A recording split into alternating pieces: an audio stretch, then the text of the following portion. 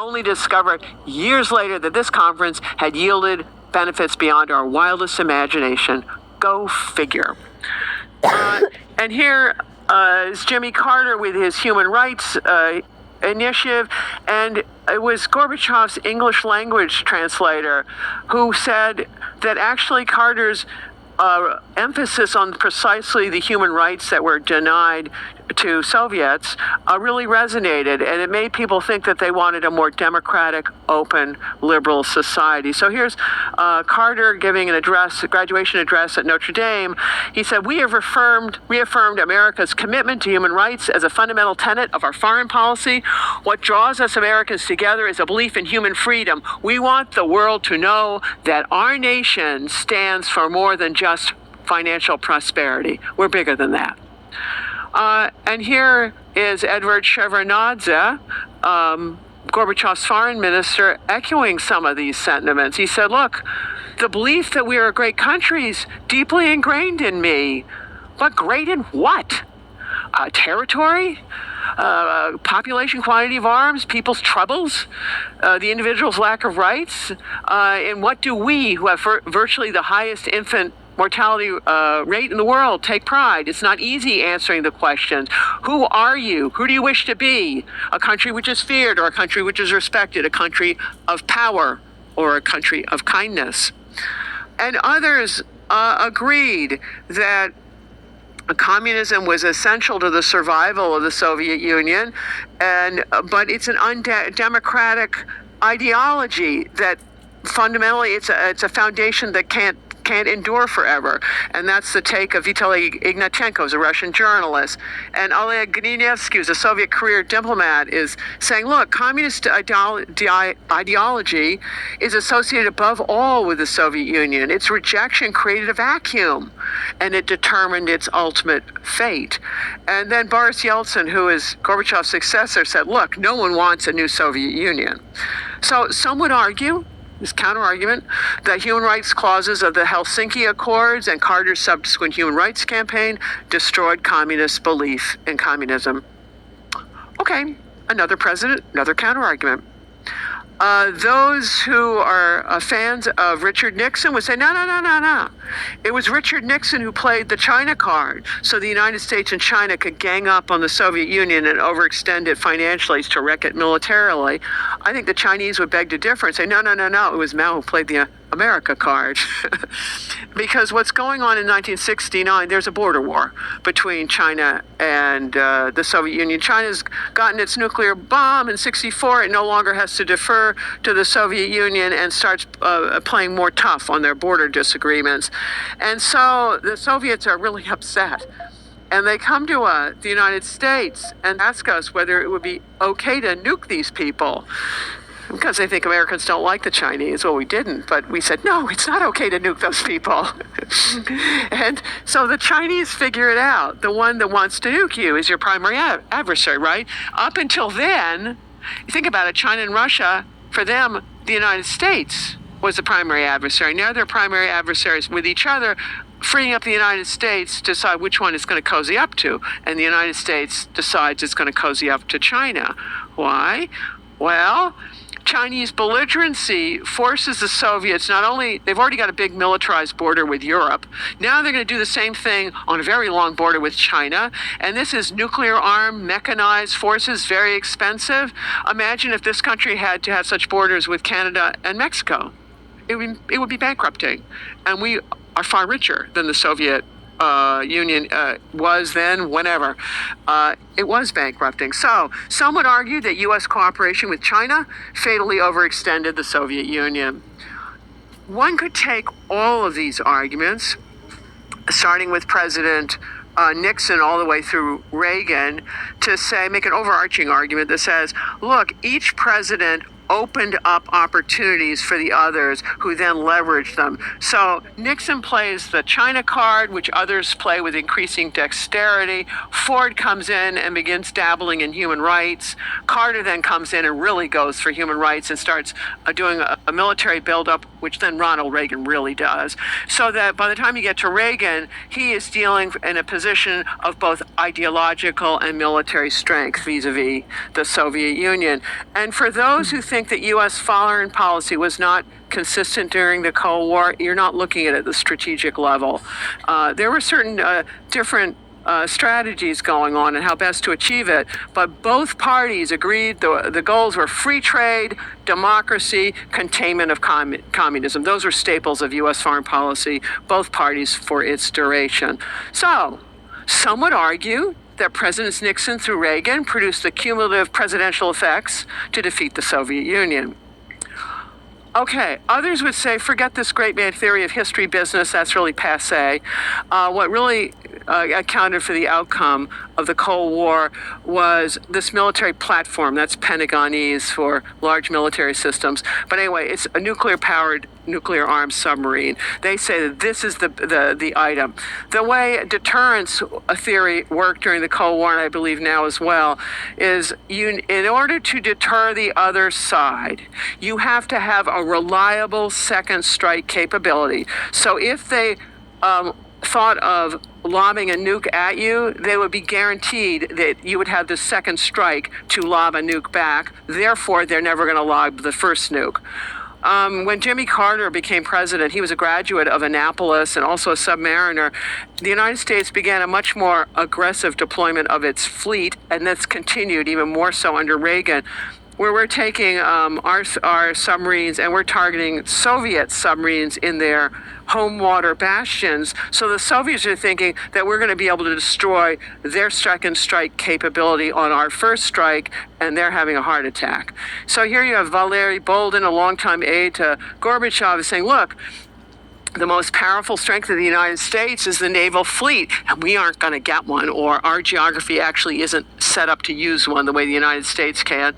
And then you have Marshal Yazov saying, for the Americans, the main means of atomic attack is the fleet.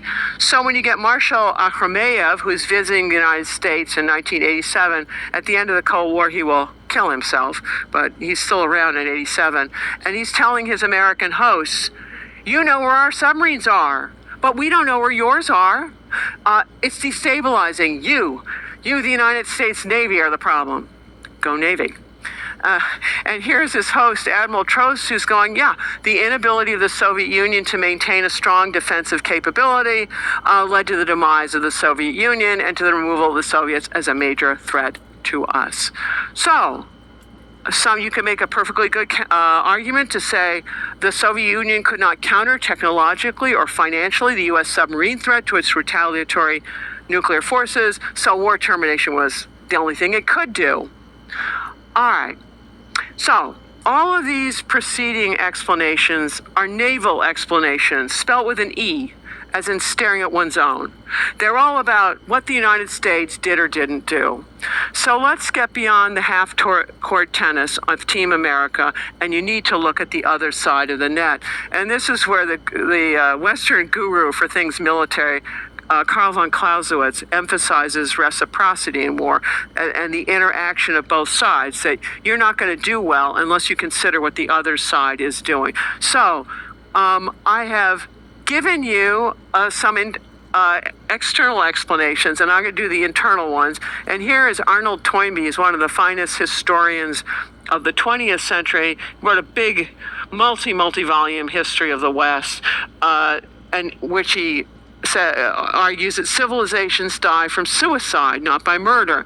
So I discussed the murder, what the United States tried to do to the Soviet Union. Now I'm going to talk about the suicide, what the Soviets did to themselves.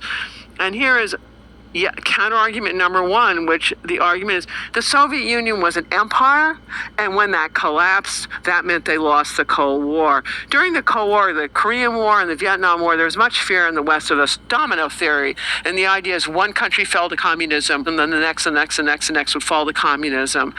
Turns out the domino theory did not apply to capitalism. It applied to communism, because once the democratic contagion hit one Warsaw Bloc country in Eastern Europe, it spread to the others until it was a seething mess, and they fell like dominoes. So in 1988-89, there were all kinds of demonstrations in the Eastern Bloc, the Soviet Union. In the Soviet Union, they're for political freedoms. In the Eastern Bloc, they're for freedom from the Soviet Union. And Gorbachev may have not gotten that detail.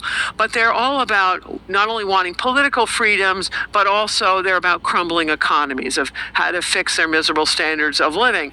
And very uncharacteristically, the Russians didn't send tanks. In fact, Gorbachev welcomed and encouraged reforms in the Eastern Bloc, both political and economic, just as he was doing in the Soviet Union. So his idea of glasnost, openness, and perestroika, rebuilding, they resonated at home and abroad. And these reforms began in Poland.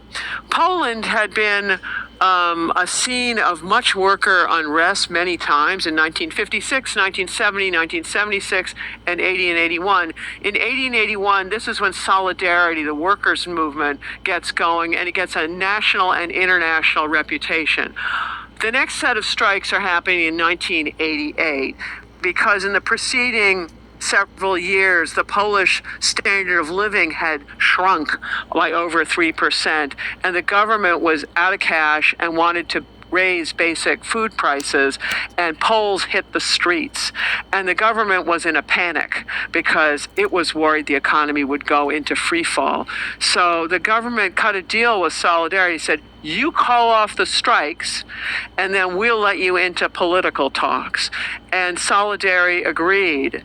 And there was a complicating factor on all of this. It's called the Roman Catholic Church, which is an institution of enormous credibility and legitimacy in Poland, which had a partiality for Solidarity, and it had a Polish pope. So the roundtable discussions were these political talks. They occurred a year later in February 1989, and the Soviets encouraged them. In fact, here's one Soviet person there advising the Poles, look, you got to find some quick solutions out of your economic and political mess. You're an itty-bitty country, so when you make mistakes, there'll be itty-bitty mistakes, but if we make them, they'll be big. They got that one right.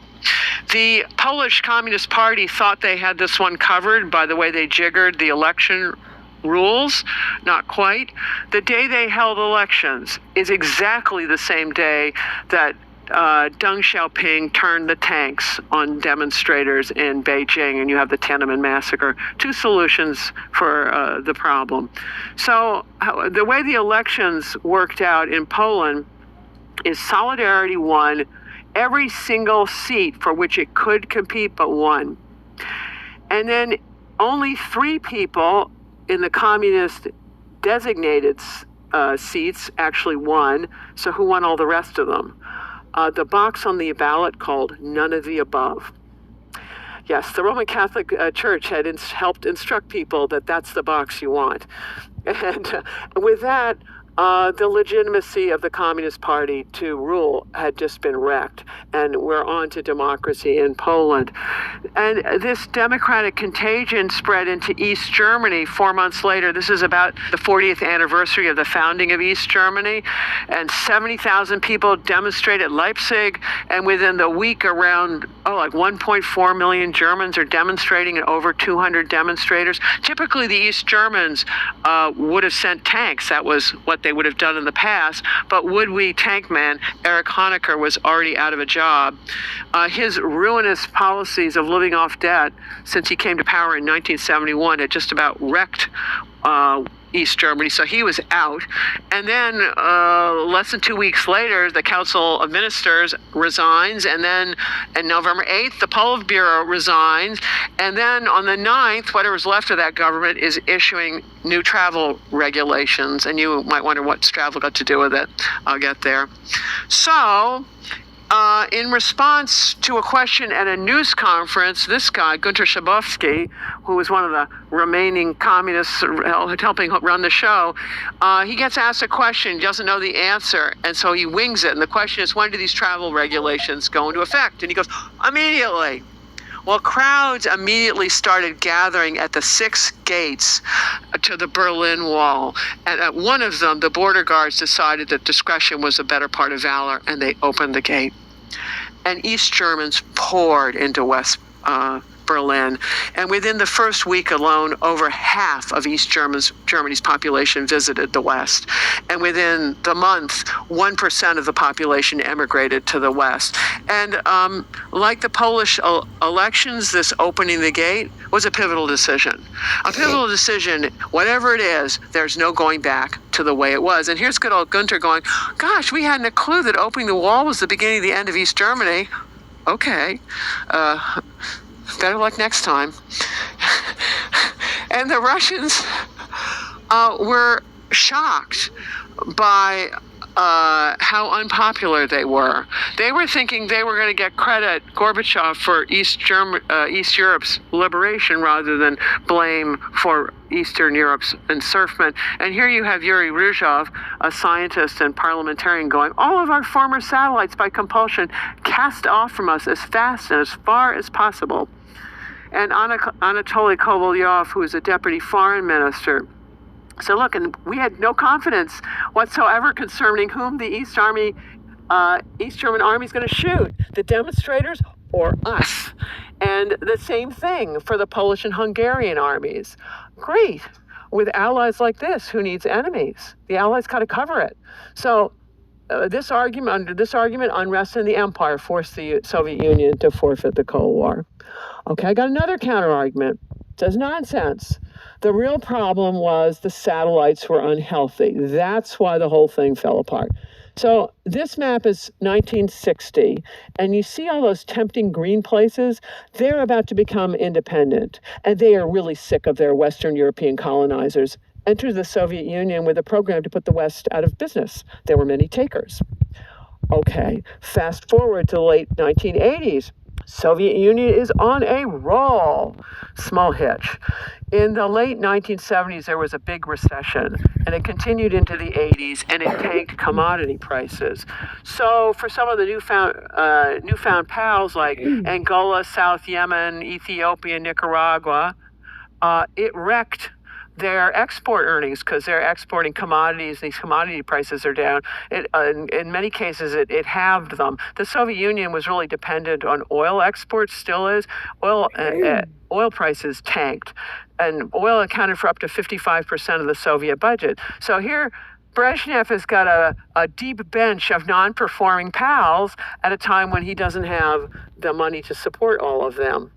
And worse yet, from the Soviet point of view, so it's dumped all this money in these third world friends.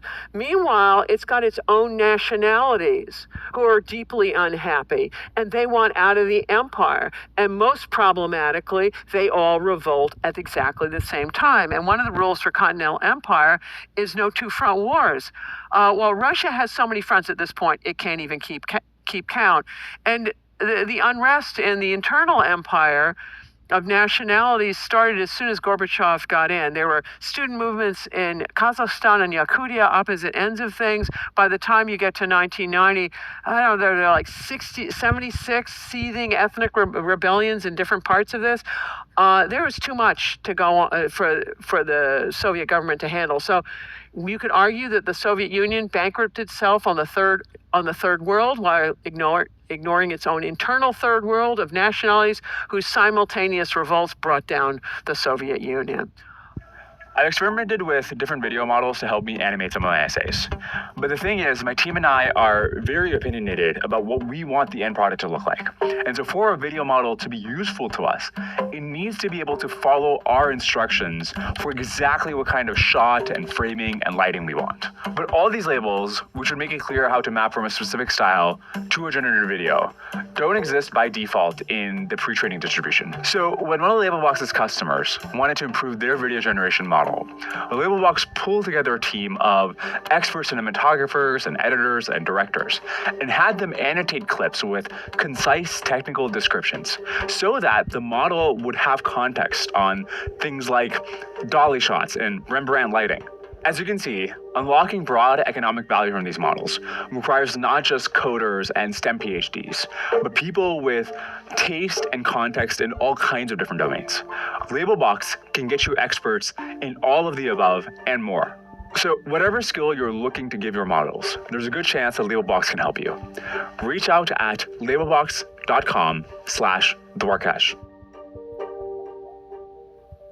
I got a completely different argument for you. If you don't like all of those, I got another one for you. It's the economy's stupid, right? That line.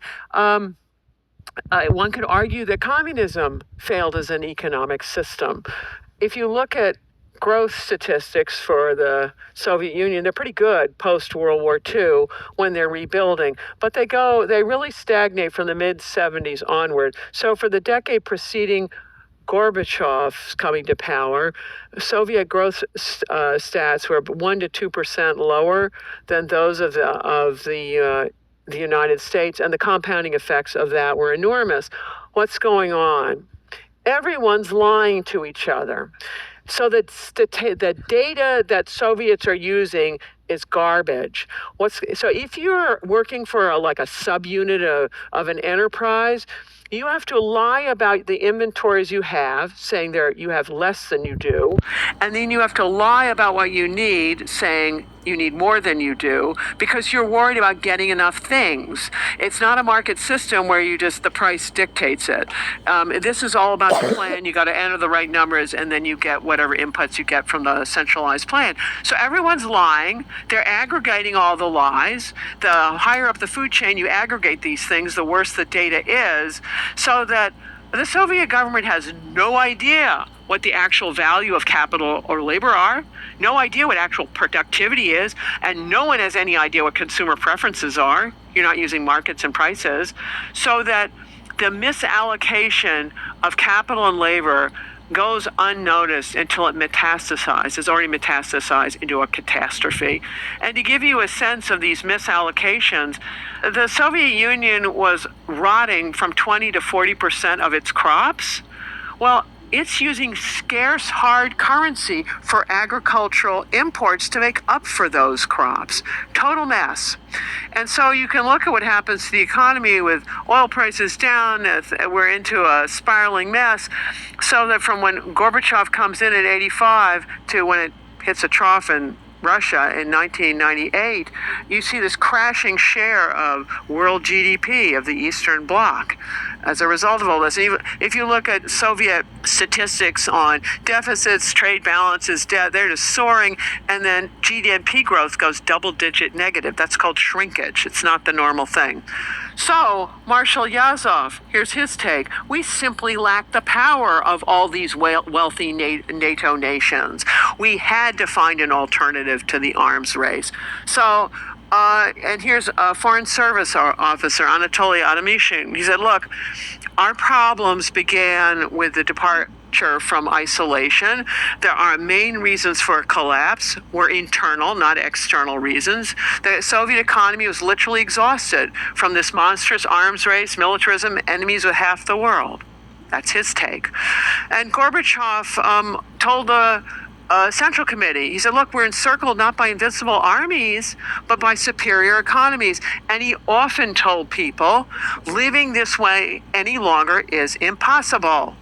So you can make a powerful argument. It's the Soviet economy that lost the Cold War. This gentleman, Alexis de Tocqueville, is very famous for writing a book about the last days of the French monarchy before the French Revolution overturned it. He also wrote something about Democracy in America, both excellent books. But this one's come from the one about France, and which Tocqueville observes the most dangerous moment for a bad government is when it begins to reform. Russians of all political persuasions, they agree on at least one thing, and that is that Gorbachev's role and how the Cold War turned out was pivotal, that he played in a very essential part. And Gorbachev made his decisions based on certain false assumptions. One of them was the irreversible direction of history. Gorbachev thought of history going always forward towards communism, never backwards to capitalism. Of course, Eastern Europe took a U-turn, went straight back to capitalism.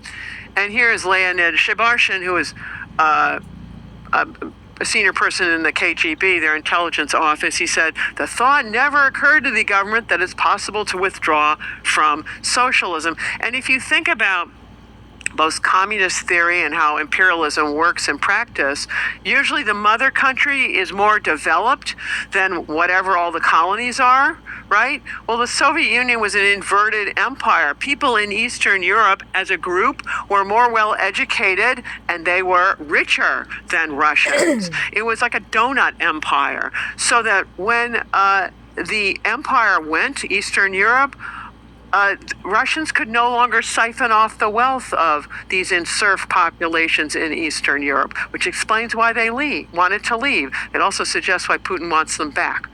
Another false assumption has to do with the sentiments of the neighbors. Gorbachev was convinced he was going to get credit for liberating Eastern Europe rather than blame as a Russian for having serfed them in the first place. For Gorbachev, the clock began on his watch. For other people, no, Stalin's when it began, when he started shooting a lot of people.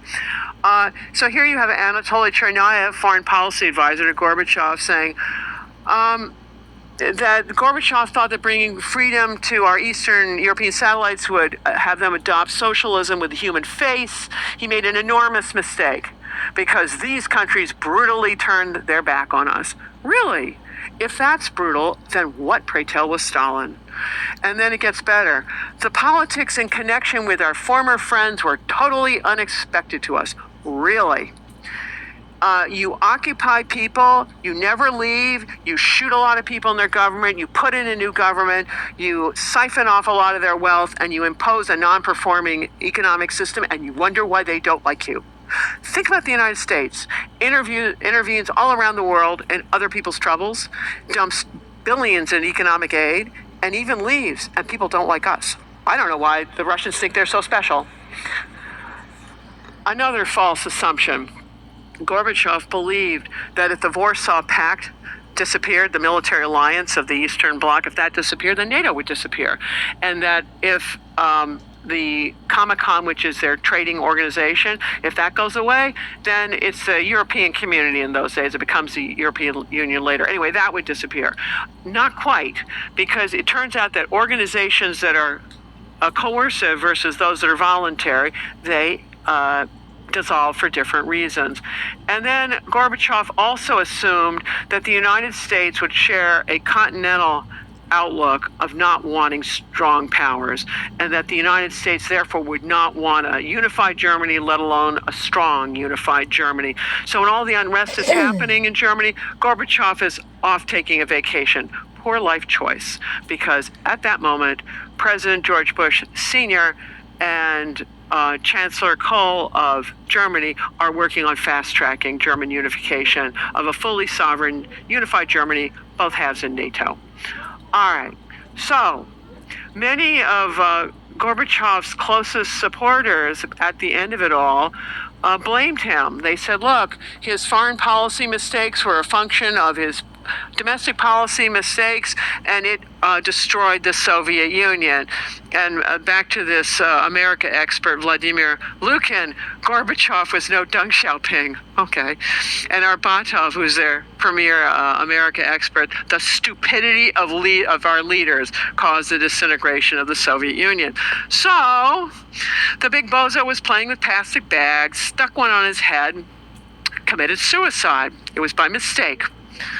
All right, Lukin continued, in the West, they love Gorbachev because everything took place so easily and cheaply, basically like that, but only for you.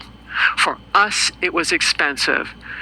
But you could argue the time to reassess all the Stalinist stuff was long overdue. All right. here's a completely different way of looking at it. I've been giving you sins of commission, and now I'm going to do sins of omission. It's a good framework. It's useful for other things.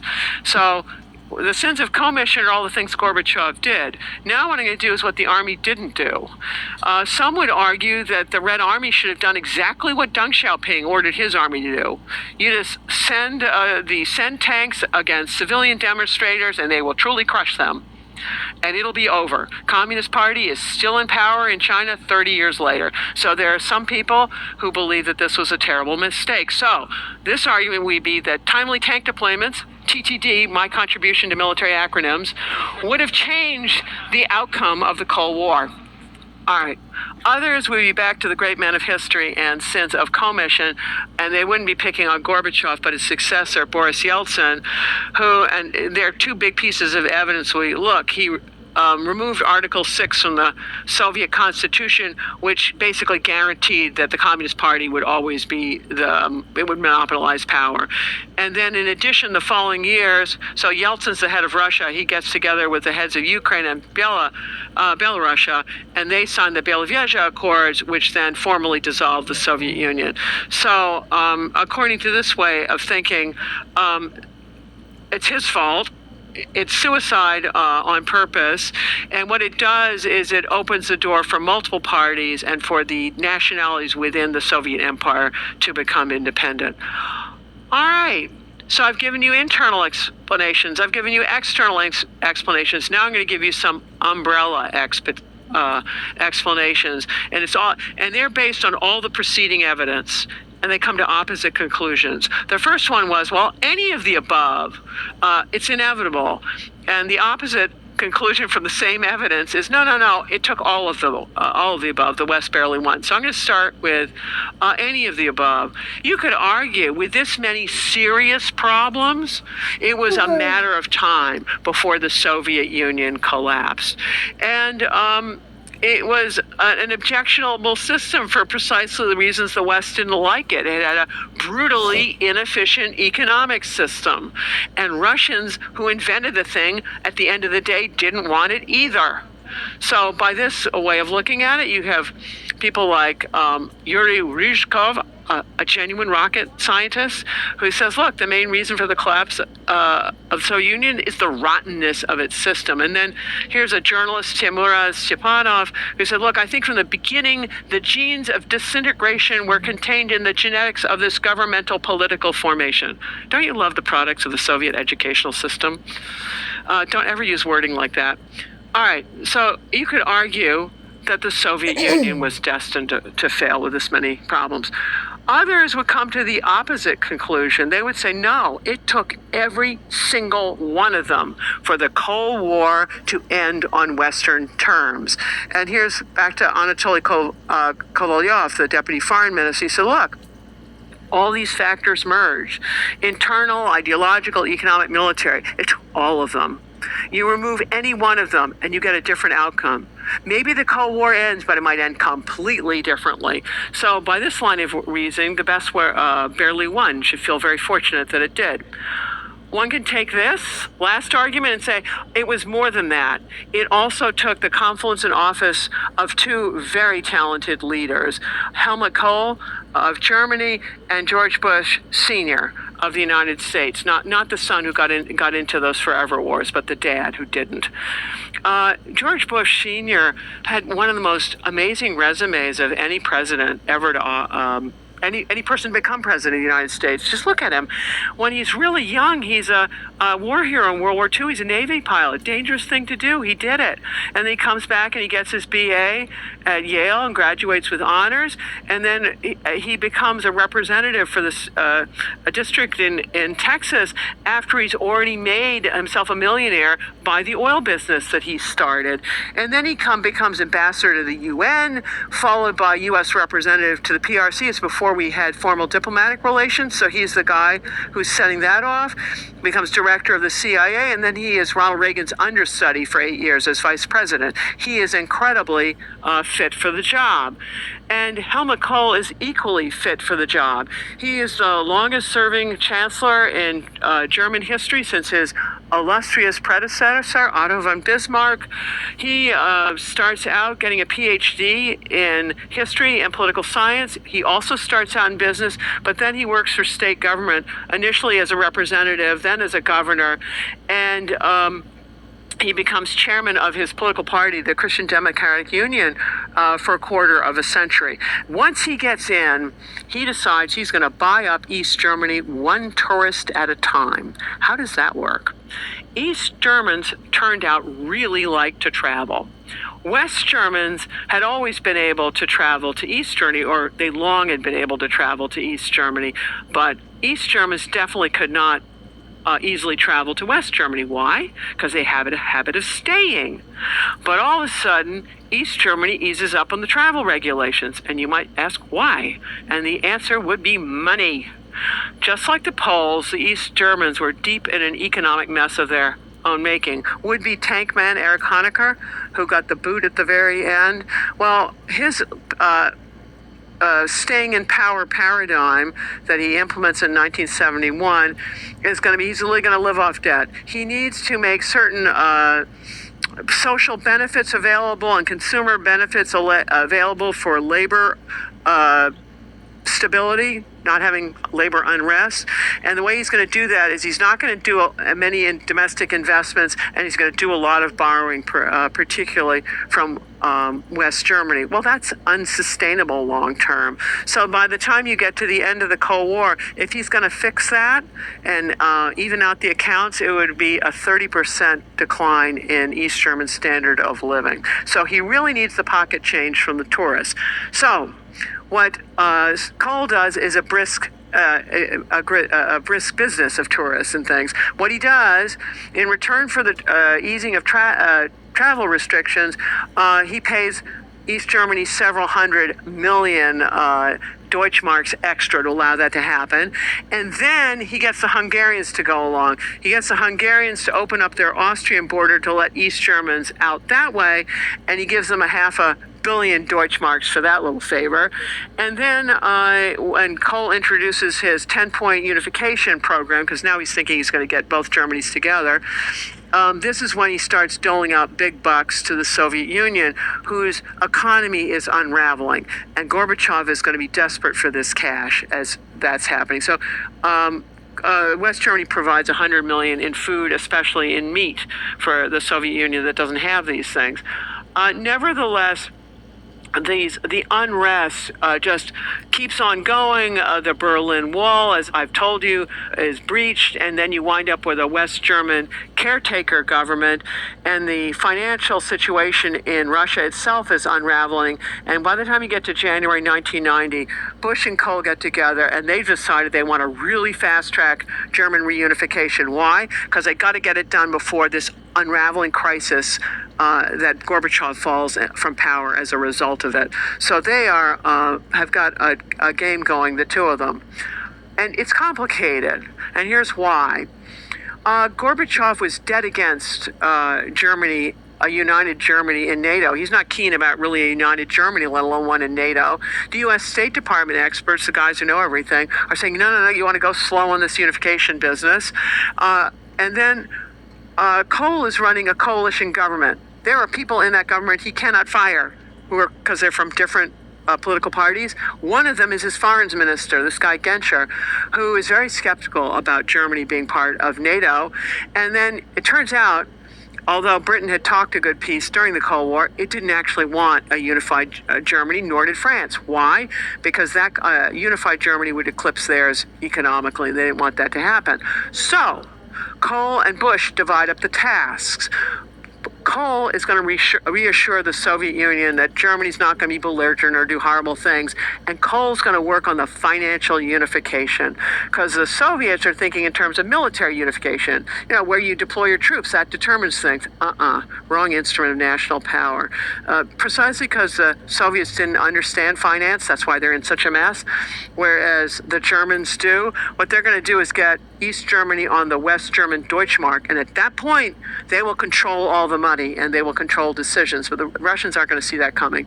Meanwhile, Bush is supposed to work the alliances with particularly Britain and France in the West. There are all sorts of meetings that were coming up, and Bush's job is to delay those meetings for as long as possible so German unification can proceed as far as possible.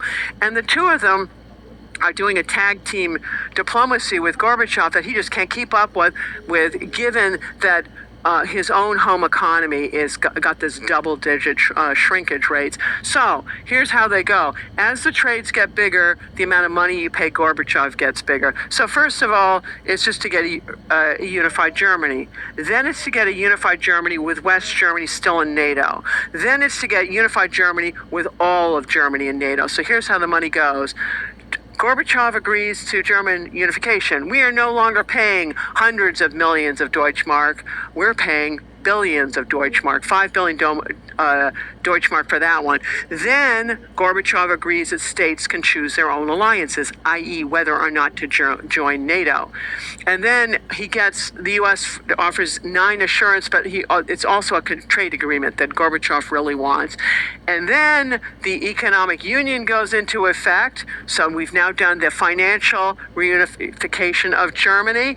And this is when there's a London Declaration that's inviting Eastern European countries to coordinate more closely with NATO. And then in return, Gorbachev has got a promise of a G7 summit meeting that's going to fast-track aid to him, which it will do. And then Gorbachev agrees to German NATO membership. And at this point, even bigger things are happening. Germany's going to agree to its border with Poland. I'll get there and explain. And Germany provides 15 billion in Deutschmark, including building all kinds of new apartment buildings for repatriated Soviet soldiers who are going home. Why are you doing that? Because you want those soldiers focused on buying furniture, not running a military coup. That's what they're doing. So the unification happens in mid-September 1990. And here's the Polish borders. At the end of World War II, Stalin moved Poland 200 kilometers to the west, and it winds up taking a third of German territory by the time that's all over. And so the Germans don't really want to sign all that away. And in addition, as part of that, there were 12 million German refugees who were thrown out of where they were living to send them back to Germany, of whom 2 million died. So this is a big deal, and it's in living memory. Germany agrees to this, that the borders are done, Polish borders are set.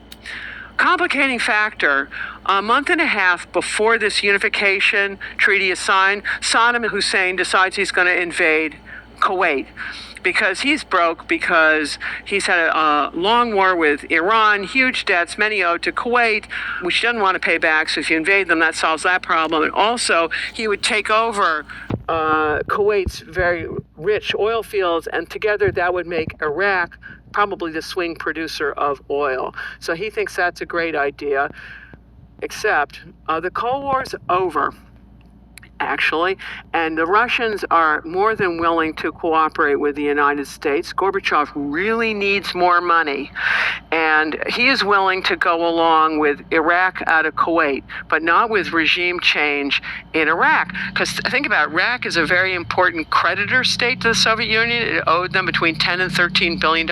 That's a lot of money for a broke creditor. But Gorbachev is being extraordinarily cooperative with Bush Sr. He sends Evgeny Primakov on multiple missions to Baghdad. And the first one, Primakov gets all Russian hostages out of Iraq. And then on the second trip, he gets all Westerners out, Americans included. Third trip, not so lucky. He's there for the coalition force bombing. I don't think he liked that very much.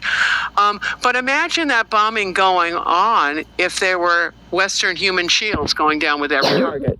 Russia took that card right off the table.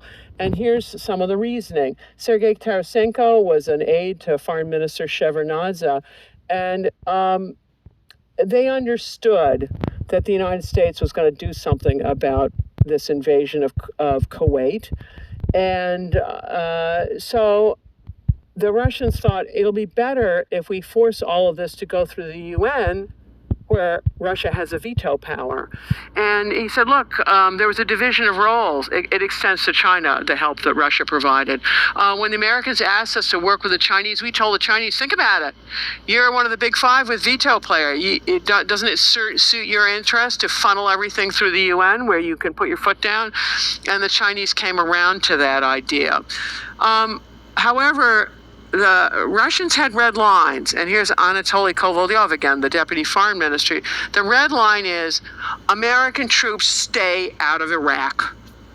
No regime change in Iraq. You do that and you will tank termination of the Cold War, and that would be the goal. The goal. Here's Kovalyov saying, I advance the basic principle that we must support the territorial integrity of Iraq. This was our sacred position, but we must not permit a division of Iraq. So if you wonder why the ground war ended after 100 hours, this is it. That the big thing out there is war termination of the Cold War. That's the big thing. Saddam Hussein is a minor event over there. Sorry, but he was. Anyway. And if it had tanked Cold War termination or upset the reunification of Germany, France and Britain might have been very happy, because François Mitterrand, who was the president of France, and Margaret Thatcher, prime minister of Britain, were against German unification. They knew it would marginalize their own country. I mean, Germany's going to be a bigger economy, which it is. François Mitterrand eventually found solace in expanding the European Union, European community to the European Union, when you're incorporating all these Eastern Bloc countries into it. And he plays a really important role in concluding the Maastricht Treaty that forms the European Union. But Margaret Thatcher just plain lost.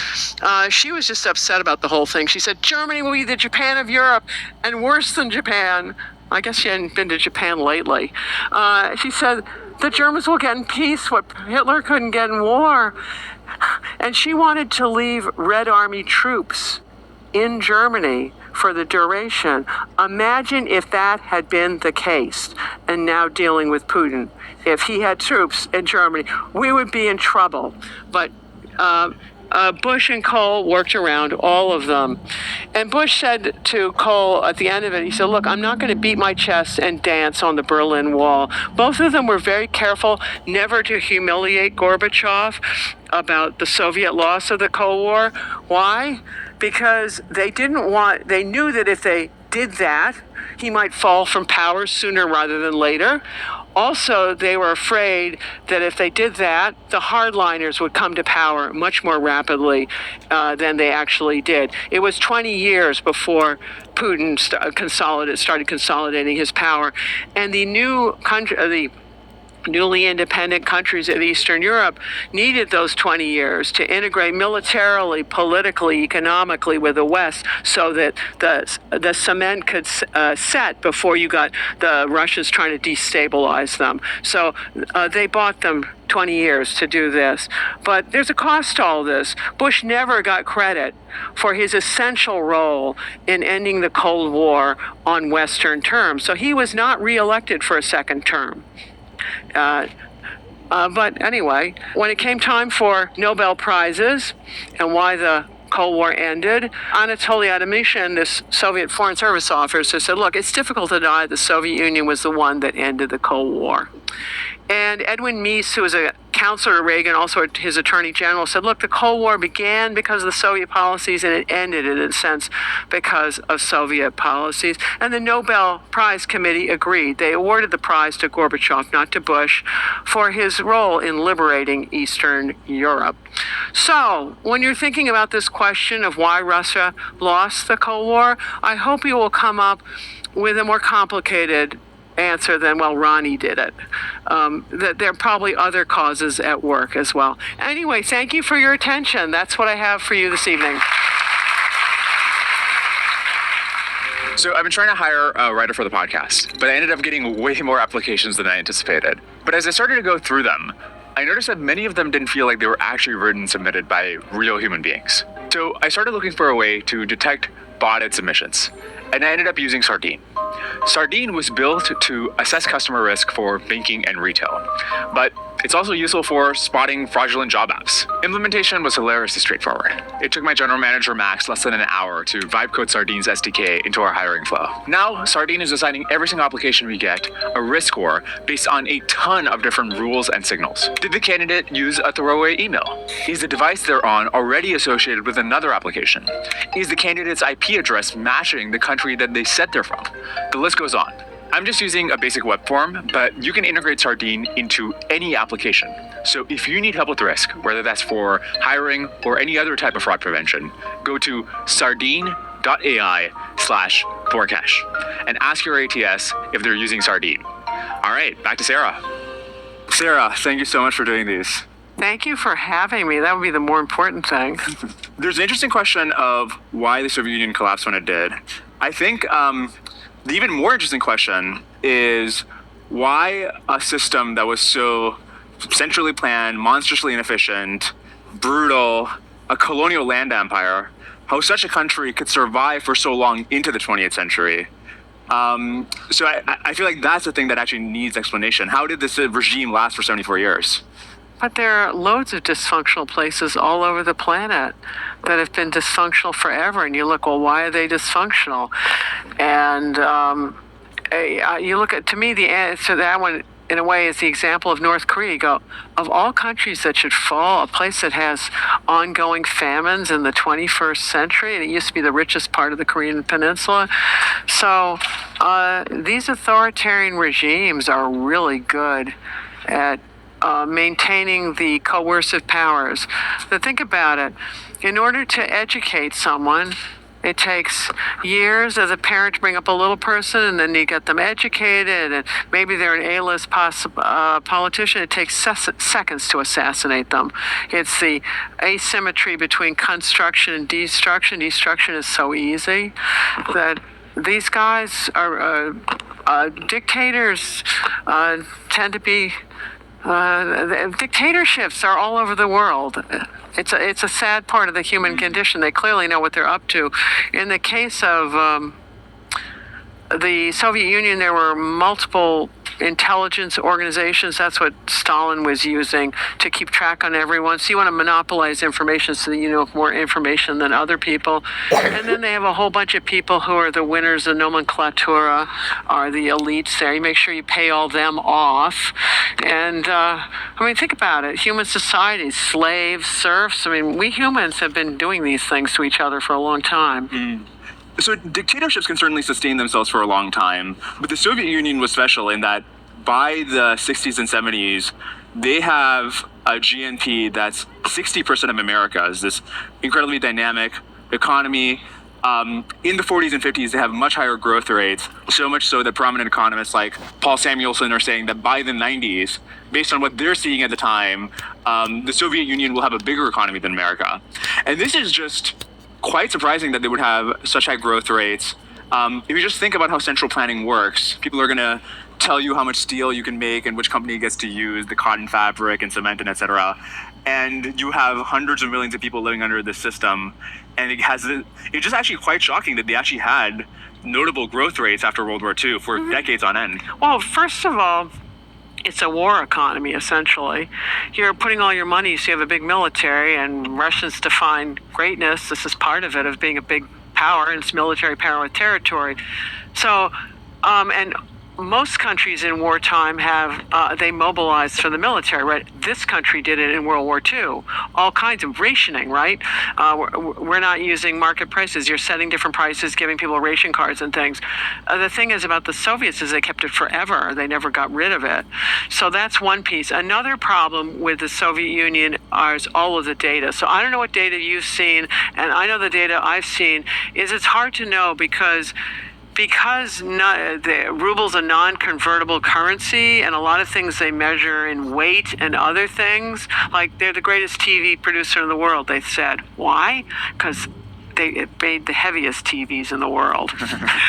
Right? And I'm serious. When I was there, this was it, and they would spontaneously combust, which is not the normal thing a TV should do for you. Burn down the apartment building. So they're going to measure their heavy TVs as a positive, and the ruble is non-convertible. So there was a guy named Murray Feshbach. And I can't remember which part of the U.S. government he was, but he was really good at looking at their statistics and then adjusting them. But people didn't know, and I gave you the CIA ones, where the CIA, they're not stupid people. They've got the best data they could find, and they're coming up with 20% of the Soviet budget is probably devoted to the military. Then after the Cold War is over, they're going, whoops, we missed. It's at least double that, and maybe triple. So it's really hard to know, even with the statistics you're getting. Certainly what Paul Samuelson had wouldn't be accurate. Mm-hmm. It's just a guess. But my favorite example of this is, so there were top-down commands that you had to produce a certain amount of steel, and a steel factory would then be incentivized to make thicker bars of steel rather than thinner bars, because that would count towards greater production. Except a lot of inputs actually do require the thinner sheets. So then the other factories have to thin down the steel, but that also counts towards GDP. So producing the inefficient steel and then cutting it down to size is both being double counted towards GDP. Oh, and just the whole waste of it. You're like the heavy TVs, they probably have 4 times the inputs that they need to make them that would be good for other things. Yeah, it's this notion that you can actually plan an economy. Prices are a miracle. It's good old Adam Smith, the magic hand, right? Or the invisible hand, that was what it was. That prices are the way to go in markets. It's more efficient. I wonder if one thing that's going on is in the early and mid 20th century, you have economies which are much simpler, at least compared to today. So even then, obviously, command and control is less workable than capitalism. But if you just have heavy industry, you need a certain amount of cement, steel, concrete, fabrics, coal. That's much more workable than like, we got to centrally command what SaaS tools your enterprise is allowed to use. Oh, yeah. Well, it's interesting on the development thing. So the communists have insisted on heavy industry. That's the thing that they want. Forget about the consumer goods. If you look at the countries that really have made it, like Japan and the Meiji Restoration, they're doing a lot of light industry and consumer goods. And then they move into heavy. But they've already got people on bicycles, and they got textiles and other things up and running. And that would also apply to Taiwan and Korea. And they do, by all means, they do get heavy industry. But that's not the starter program. The starter program is basic standard of living. And it turns out, and I don't know economists, but it turns out if you just look at who's rich and who's not, that seems to be the more workable thing. Yeah. There's also the fact that the centralized regime is building things according to the 30s plan. And even after post-war Reconstruction, they're still calling back on these plans from the 30s that call for heavy industry for a bygone era. And in the 70s, 80s, we have our Rust Belt collapse of manufacturing. And people complain about this as, look, the US has this hollowed out manufacturing base. But it's much better to have industries which are left behind so that the whole economy as a whole can be more dynamic and move on than the Soviet Union, where the entire thing became a Rust Belt, right? Because they couldn't move on. It's more exciting than that. And again, I'm not an economist, but apparently they missed the plastics revolution, think about our own lives. Now we're finding we have too many plastics, but plastic's an incredible material, and they're just missing that. I remember in Russia trying to figure out where to get sour cream and was being laughed at by Russians because I was so stupid in the store that I couldn't find it. Well, we have little plastic tubs with the sour cream. Back in the late 80s when I was there, you had to bring your glass jar with you so you could hand it over the counter so someone could take a filthy ladle and fill up your jar. I mean, this is part of not having plastics. And then they totally missed the computer revolution, and that is this plays into Ronald Reagan winning the military race. Is we're putting these chips and things into our ballistic missiles, and they can't do that, and that's a problem.